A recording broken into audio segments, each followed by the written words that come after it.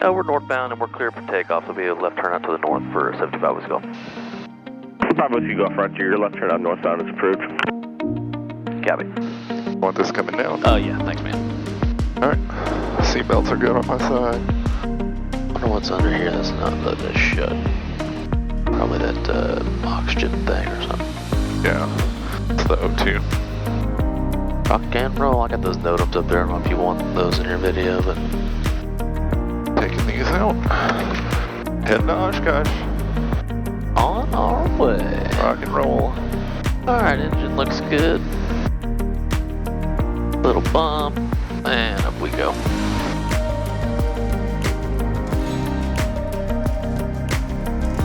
There's 90, flaps are coming up.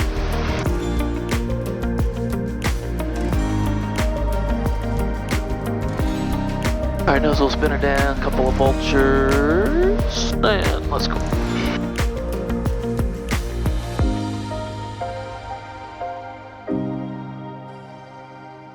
Now you can really feel the power of this turbo.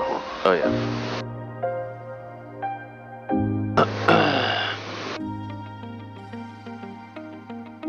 Let's take that hole right here.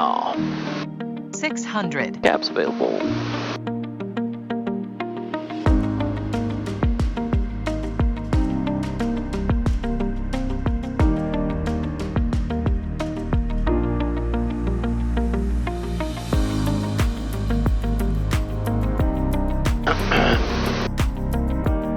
And up we go.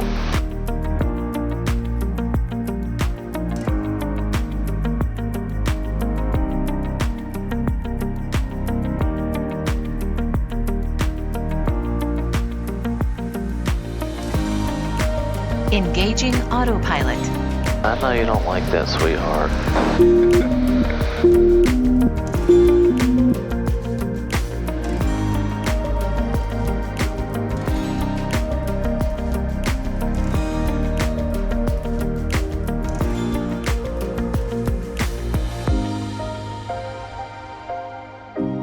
So we're not stopping at Kingsley. We're going to, I think it's going to be JEF is what Sam picked. I just let him pick it. Nice. Well, I was prepping for that 12-foot runway to land on, you know. I was too, and anyway. So MzeroA Nation, Coach Ray here. We're in the SR22 going to OshKosh with my longtime friend Matt Quillen. And we are cruising at, going down to 5,500 because we had a much better tailwind at 5,500 than 9,500. So, Matt, tell us kind of what's the plan right now, meeting up with your friend Sam, and what we can look forward to. Yeah, it's fairly simple. Our plan to OshKosh is always where are we going to stop for lunch. So I let my coworker Sam Huff pick that. We're going to go pick him up in Addison right now. Should be on the ground in about 30 minutes or so. And then we'll continue on to Missouri. And the airport we're going to is Juliet Echo Foxtrot for a new restaurant that we're going to try. And then after lunch, we'll head on to OshKosh. Probably 2-hour flight from Juliet Echo Foxtrot to Appleton after that. So. All right, guys, we are descending in Addison. We are on a left base for 16. We're getting ready to intercept final approach course. We're on a visual. Yeah, we're kind of doing like a 180 is what we call it in the Navy, but I didn't know if she's trying to get anybody out before. So I checked below 150. Not like a power off 180. No, like it's just basically a horseshoe. No. Instead of a, got you. Just good continuous turn, right? It 26 Mike, where are you parking? allows you to get lined up a little quicker on final, like for the Navy. Or 26 Mike, behind the side, get lined up instead of squaring the base. Got you. Yeah. I copy that, 126 Mike. Speed looks good, everything looks Alright, check good. below 110. Boom. And the tower, Skyhawk 916 inbound for Addison, 500. student pilot. There's our 500 call, no more configuration changes. November 21 Sierra, begin your descent, extend down on Corey Base. Now we're stabilized. 16, gears down, clear to land. 916 Tango, Addison, tower, maintain altitude and continue inbound runway 16. Maintain altitude, continue inbound. 61 Tango. We're gonna try to help her out and get stopped. The first taxiway? Well, if not the first, certainly the second, because Millionaire is on this side. Yeah. And then I'll let Sammy kind of mess with the bag situation, and then I'll make a quick phone call. Looking good.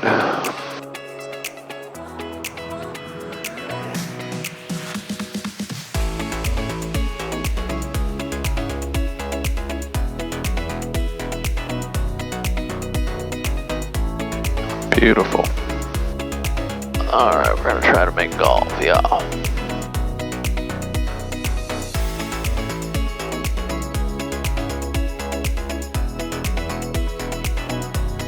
And we did. November 5 Whiskey Golf, turn left, take off, stay parking. Let the golf go into Millionaire for Sierra 75 Whiskey Golf. November 5 Whiskey Golf, taxi to Sierra via Alpha underground, 0.6. Okay, via Appleton over to ground for 5 Whiskey Golf. Air 21 Sierra, begin your base. Begin base. Alright, we got some air conditioning.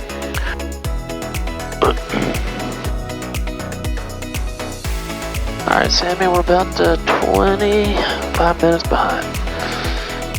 Alright guys, we made it to Addison. We're gonna stop at Millionaire, pick up Sam, and then we'll be on our way to OshKosh again. We'll check in soon guys, we'll see ya.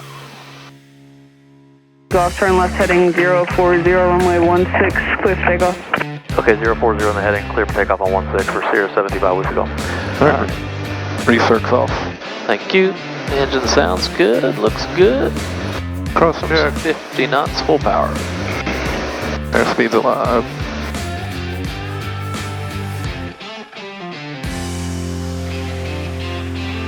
Nice having a smooth runway. Okay, up we go.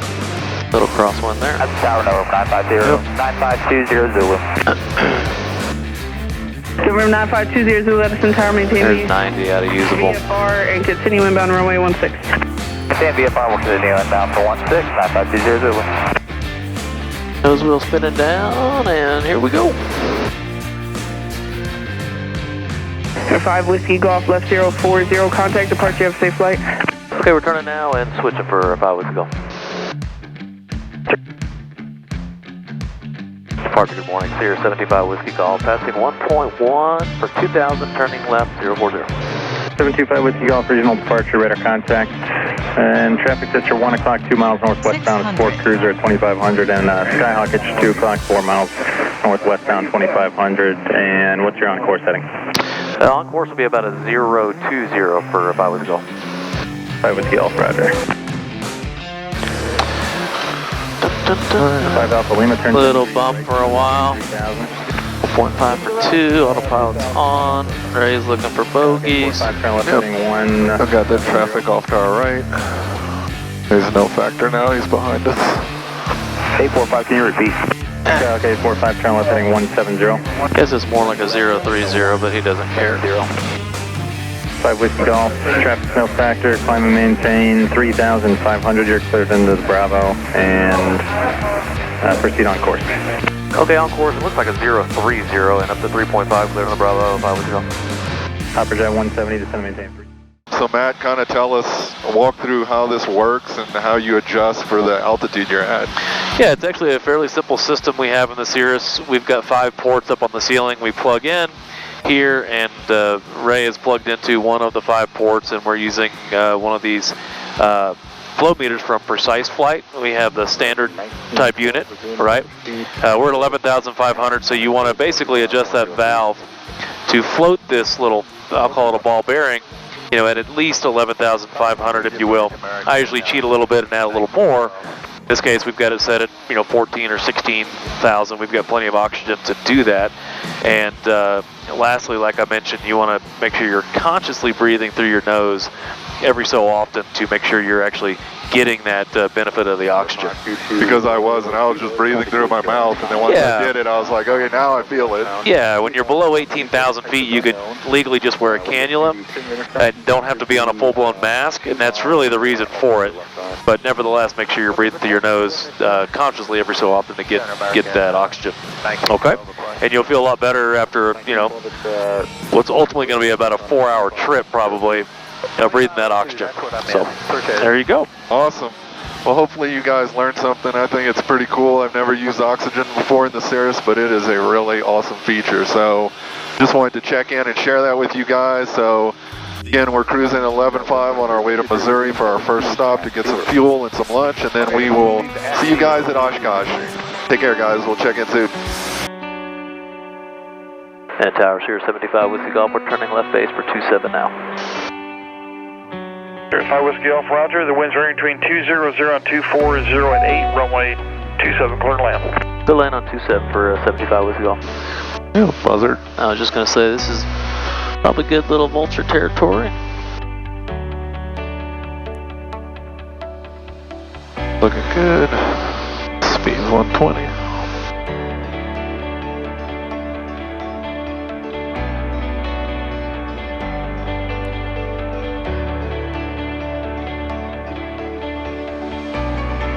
City Tower, helicopter 902, Lima Charlie. Good afternoon. Alright, check below 110, flaps full. We got 902 Lima Charlie. Good, brakes are good. Northwest, 5 miles inbound for landing for some fuel there, HFC.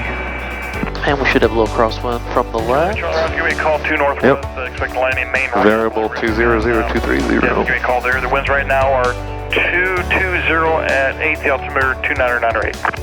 2998, 2 miles out, we'll give you a call. Looking good. Alright, there's 27, gears down. It's almost like we got heat or something on. But no, they're good. I think it's just we're lower now and we're feeling the greenhouse effect, yeah. Yeah. Looking good.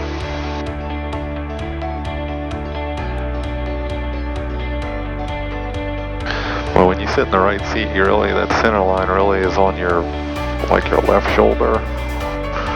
Of course, it could be the pilot over here not being on the center line.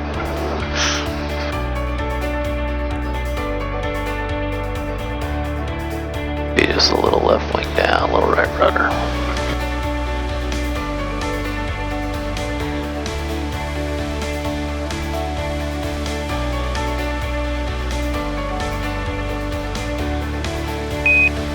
Oh, swing and a miss.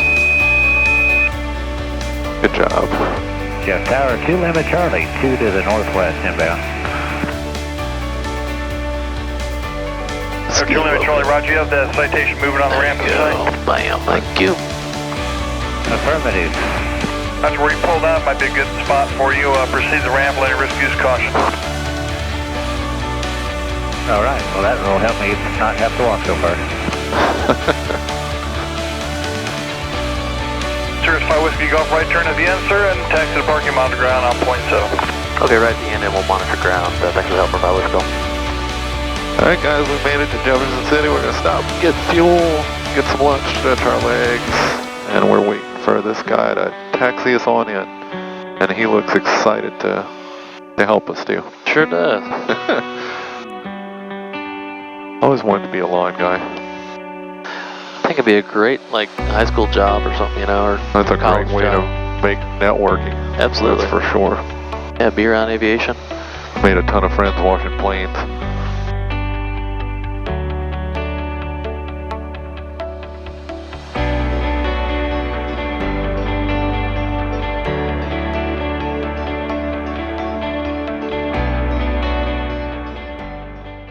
Zero Nation, Coach Ray here, checking in with Matt Quillen, and Sam is in the back. We're at 11.5, getting close to Chicago now. We just checked in with Chicago Center, and we wanted to check in and kind of show you guys the weather that's happening around us, and kind of let Matt give you an explanation of what's going on and how he uses the radar as well as his eyes outside.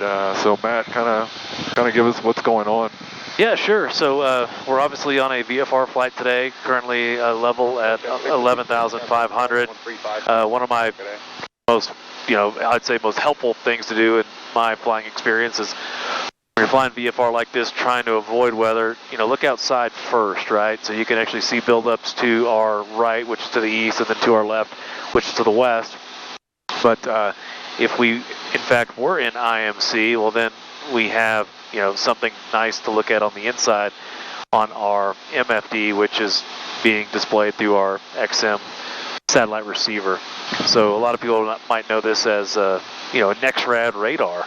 And you can see we're basically headed between two probably large weather systems, but with plenty of clearance. I'd say at least 100 nautical miles of clearance with the system off to our east, and probably even more than that with the system off to our west.